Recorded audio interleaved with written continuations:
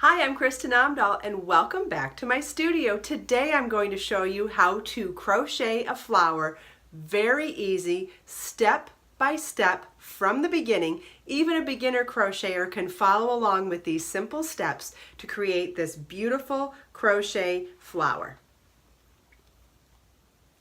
And then I'm going to show you how to take an old-fashioned hairpin, preferably with something with an adornment on the end. This one has a clear crystal rhinestone, and we're going to insert it into the center of the flower to create a beautiful flower pin that you can wear in your hair or give as a gift. Let's get started. I'm going to show you how to make this adorable flower hairpin using Be So Sporty yarn in colorway lavender and a size F5 or 3.75 millimeter crochet hook. You want to use whatever size yarn and crochet hook you're familiar with.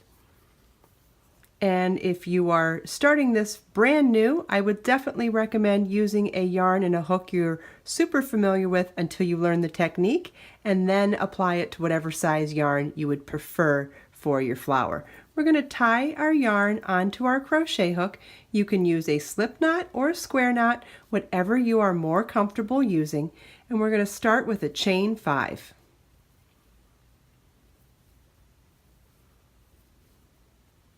You want to slip stitch into the 5th chain from your hook. Remember, we don't count the loop on our hook. That is our working yarn. 1, 2, 3, 4, 5, and slip stitch into that 5th chain. We now have a chain 5 ring. We're going to work our stitches into that ring, not into the actual chains. We'll start with a chain 1, single crochet into the ring, insert your crochet hook in the ring, yarn over, pull up a loop, yarn over, pull through 2. Single crochet is complete. We're going to half double crochet now. Yarn over, insert your hook in the ring, yarn over, pull up a loop, yarn over, pull through all 3 loops on your hook. Now we're going to do 6 double crochets in the ring. Yarn over, insert your hook in the ring, yarn over, pull up a loop, yarn over, pull through 2, yarn over, pull through 2.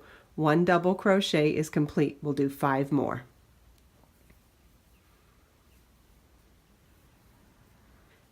And this is what your work should look like. We're now going to work 2 double crochets through the back loop only in each of these 8 stitches. We're not turning our work, we're going to be working in a spiral. So the first stitch was that single crochet here. We're going to work 2 double crochets through the back loop only. This is the front loop and that's the back loop. We're going to yarn over, insert our crochet hook into the back loop only, yarn over, pull up a loop, yarn over, pull through 2, yarn over, pull through 2, and do that a second time. Okay, now we're going to do that in all of these stitches. So 2 double crochets through the back loop only in each of the next 7 stitches as well.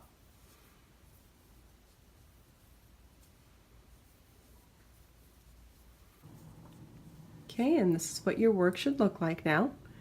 So now we have 16 stitches, and we're going to work in the following pattern. We're going to 2 double crochet through the back loop in the first stitch and 1 double crochet in the back loop in the next stitch, and repeat that until we've done all 16 of these stitches. So it's yarn over, insert your hook in the next stitch through the back loop only, yarn over, pull up a loop, yarn over, pull through 2, yarn over, pull through 2.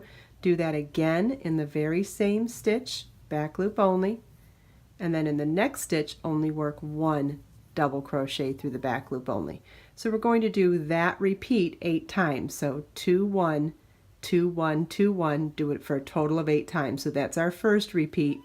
So now 2 double crochets through the back loop only, and 1.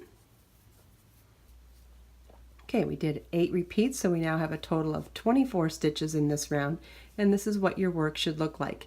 Notice how we have a spiral, and we have a free loop exposed from all of those stitches that were worked through the back loop only. We now have the front loop exposed, and we're going to work into those as we do our edging row. It's going to work around the entire perimeter of round 3 and then continue on in the free loop only of round 2 and round 1. So let me show you how we do that. We're going to chain 3, turn our work, and work 6 double crochets into that first stitch. We're working through both loops right now.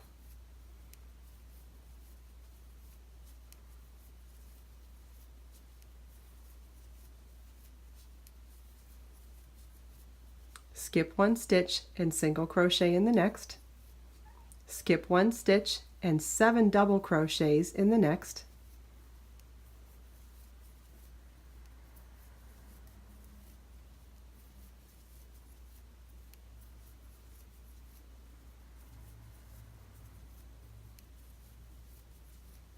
Skip 1 stitch, single crochet in the next. Skip 1 stitch, 7 double crochets in the next. And this is what we will repeat around the perimeter of round 3. Okay, we've worked all the way around the perimeter of round 3. So round 4 starts here and comes around. Now we're going to turn our work, because as we work back, remember we were going to work back around the perimeter of round 3 and then in the exposed free loops of round 2 and round 1. So what you want to do now is fold your work so that free loop is facing you. So we're going to fold it with the right side facing so that we can really easily see those free loops exposed. And we're going to skip the next stitch and work 7 double crochets into that free loop of the next stitch.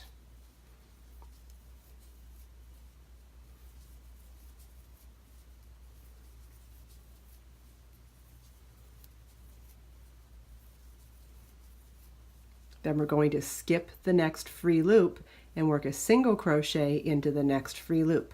See, so we're doing the exact same stitch pattern. We're continuing on in our established pattern, but we're working in those free loops now of round 2 and then round 1. So we're going to skip the next free loop or next stitch and work 7 double crochets in the next one.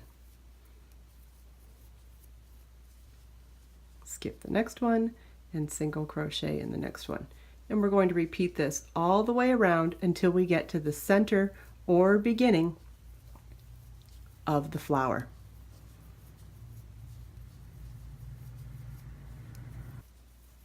Notice how I'm continuing to fold my work as those free loops present themselves. I'm folding wherever they are so that they pop to the peak of that fold line. And you can see we're actually well inside round 2 and now round 1.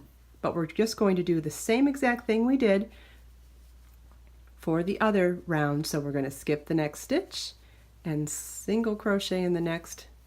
It gets a little fumbly as you're working your way to the center, but it's totally doable and you can absolutely do this. And just remember how pretty the finished project is, and that'll help you keep going. The reward is waiting for you.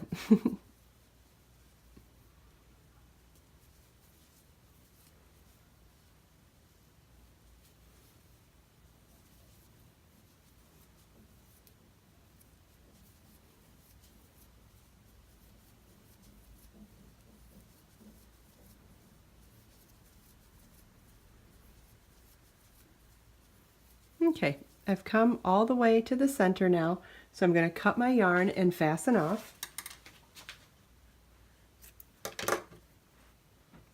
Okay, we'll fasten off that last stitch. And then what I want to do is poke my crochet hook from the back side through the chain 5 ring to pull that tail to the back side. So what that does is not only pull the tail to the back side so that I can secure it and weave it in well, but it also makes the center of the flower even curl more. It looks more like a natural flower, how it folds out from the center. Okay, so we'll secure the ends to the inside, weave them in,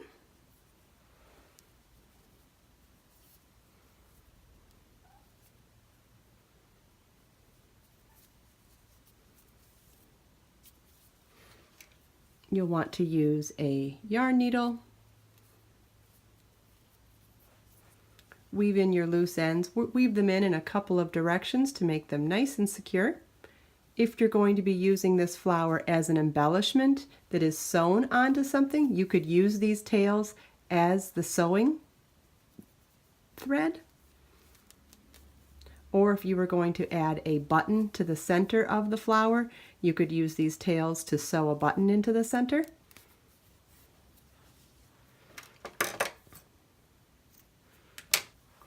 Or if you're going to use something super simple like these hairpins that have the embellishment already on the center, this has a clear crystal rhinestone. You simply insert it into the center of the flower, and there you have your flower center decoration and your hairpin ready to style in your hair.